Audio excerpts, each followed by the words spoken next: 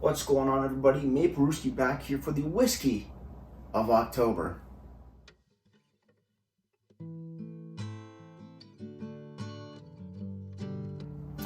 Okay, so since I started the series, I've done a Canadian whiskey, an Irish whiskey, 2 bourbons, a single malt Scotch. But you know what? I was in the LCBO today, and I was trying to debate, which one do I get? Do I go back to Canadian? Do I do Irish? Do I do single malt again? Do I do a Japanese whiskey? Or do I go back to the style of whiskey that I'm really liking at the moment, which is bourbon, American bourbon? Who would have thunk? Who would have thunk it? But apparently, that's what my taste buds are really tingling for sure. I will do Japanese whiskey in the future. I just want to find a smaller bottle because I don't know if I'll like it. I'm going to probably mess myself on that one because I'll probably end up really liking it and wishing for a bigger bottle. But hey, that's for probably next month, so stay tuned for November. But today, for the month of October, I'm going to be looking at this one right here, recommended to me by one of my friends, one of my really good friends actually, Sean from Predicting Alpha. Go check them out. Links all down in the description about Predicting Alpha and Sean, and also my other best friend Jordan. And their whole thing with stocks, options, puts, calls, all that fun stuff and things that I have no idea what it's about. But hey, they know what they're doing. They're doing a bang up job. And if that's sort of your thing, go check them out. 100% definitely recommend it. But yes, back to the whiskey that Sean recommended to me. We have Distiller Select Woodford Reserve. Boom. Kentucky straight bourbon whiskey in a very interesting, thin yet fat glass, or bottle, sorry. 750 ml, 2.6. This is coming in at 45.2% alcohols by volume. Label batch 0391 and bottle number 181. Also, there's a little signature of the master distiller, Chris Morio. Sorry if I mispronounced your name. My apologies. I can't read cursive that well, apparently. But yeah, very beautiful bottle. Not much going on. Very clear, very bourbony looking, for sure. So let's crack this bad boy open. There is plastic here, which I'm always going to have a hard time getting off. We'll use some nail clippers. Thank God for editing. I just got sped up. There is a little sticker, it seems. I didn't even get the whole damn thing. Well, screw it. There is a sticker on the cork here, which we gotta crack. There we go, just twist. And that's a nice pop. Real cork? I would assume real cork on the inside. I don't know why I did it, but I did.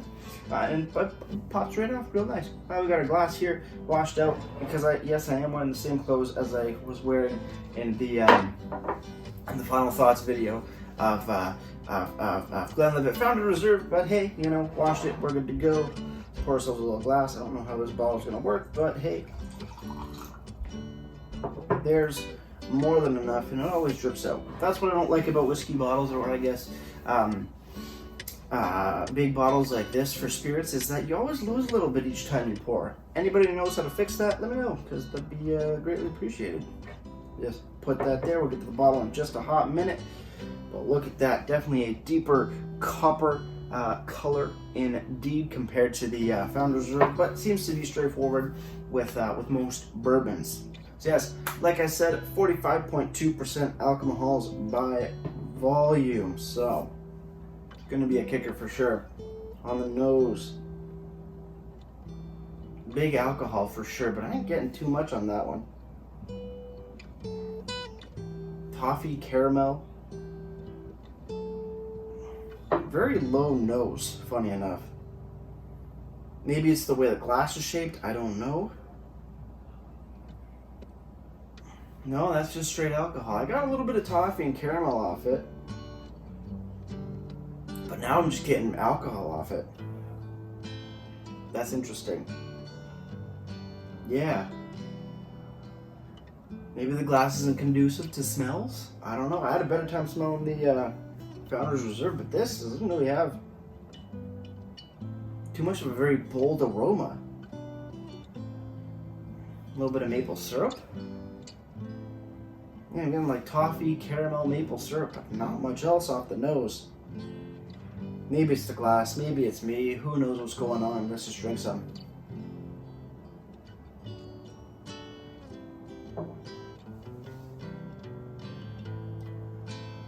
Ooh. That's got some kick. It's got a lot of kick. Not as much sweetness compared to, say, your Billet Bourbon, or even Maker's Mark for that aspect. Definitely a bit more deeper, richer, bolder, woody notes. At least what I'm getting. That's interesting. Okay, we gotta go again. Cheers, everybody. Let's keep on drinking. Guess I'm moving that over here too.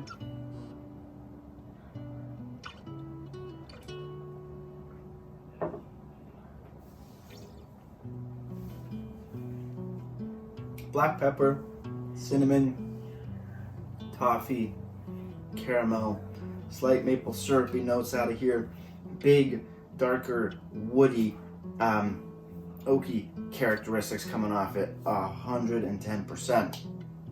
But that is, that's got a lot of booze to it. Now, Billet Bourbon definitely had a lot too. I think that was at 45. This is only 0.2 more than that. But just the way the alcohol comes across, that hits your palate, smacks it around, and leaves a very nice tingling, almost numbing sensation. Not as much numbing compared to the Maker's Mark that I had, but definitely quite a bit more compared to the Billet. Let's see what this bottle has to say. Distiller Select Woodford Reserve Kentucky Straight Bourbon Whiskey, 45.2% alcohols by volume. On the neck it reads, a truly unique proprietary batch bourbon of unparalleled quality. Okay, there's a little sticker down here and it reads, the art of making fine bourbon first took place on the site of the Woodford Reserve Distillery, a National Historic Landmark in 1812. The perfectly balanced taste for our Kentucky Straight Bourbon Whiskey is comprised of more than 200 detectable flavor notes, definitely not that far yet, along in my flavor journey, from bold grain and wood to sweet aromatics, spice and fruit and floral notes. Okay, I'm getting maybe, what is that, 4 pepper? Yeah, pepper, like black pepper, oaky woodness, dark oaky woodness, cinnamon, toffee, caramel, maple syrup. Possibly I'm getting 6 out of 200. So that's not too bad for a real beginner. Damn, okay.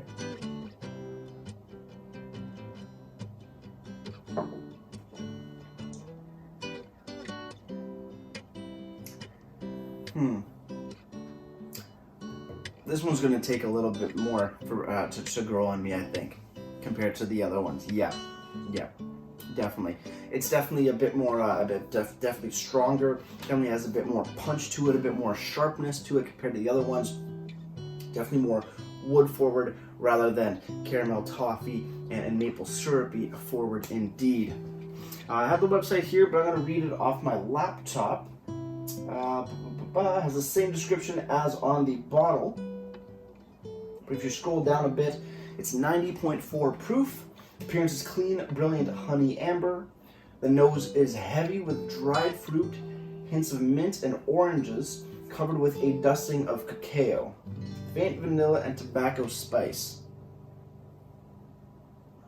I got the tobacco there. Vanilla. Okay, we can roll with it. Dusting of cacao, mint, and oranges. No. Dried fruit, not for me. Taste is rich, chewy, rounded, and smooth. Not as smooth in my opinion, with complex citrus, cinnamon, and cacao. Toffee, caramel, chocolate, and spice notes abound. So I'm not getting the chocolate. Pepper counts as a spice, but I'm getting the cinnamon, toffee, and caramel. That's great. No maple syrup. At least what they're stating. Finish is silky smooth, almost creamy at first with a long, warm, satisfying tail.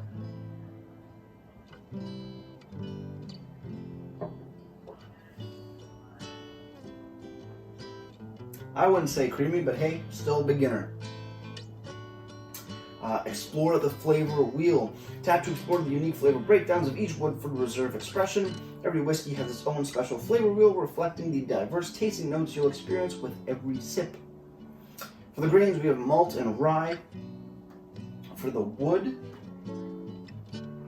we have almond, cedar, hazelnut, oak. Got the oak. Pecan and walnut.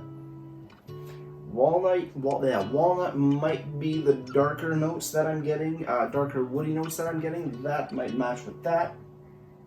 For the fruit and floral, we have apple, apricot, blackberry, blueberry, cherry, cognac, cranberry, green apple, honeysuckle, lemon, orange, peach, pear, and rose petal. I'm definitely not that far along. Holy shit, that's a lot of stuff. Spice. Anise, black pepper, got that. Cinnamon, got that. Clove, coffee, herbal, mint, nutmeg, tobacco. Got a little tobacco on the nose in that other one. And the sweet aromatics are brown sugar, butterscotch, caramel, got that. Chocolate, honey, maple syrup, that it is there. Marzipan, and vanilla. Now, compared to beer, this is a shit ton more tasting and aromas that I think beers contain. So, forgive me if you're a whiskey drinker, like an avid whiskey drinker, and I'm just washing the shit out of this. Remember, I'm a beginner. I don't know what the fuck I'm talking about. I'm just doing this for fun. Interesting stuff. Interesting stuff. Great looking website for sure. Holy shit. And they do have their featured cocktails. You can go check all that out down in the links below. Over at the LCBO though, if you want to pick up the Woodford Reserve, you want to know how much I paid for it, $49.95 for the 2.6 bottle. Seems to be fairly standard on the lower end, I guess. I don't know. That's what I'm getting for here in Ontario. Probably cheaper other places. You know, if you're from Ontario, we get taxed at the shitter when it comes to booze and anything sin. Kind of a shame.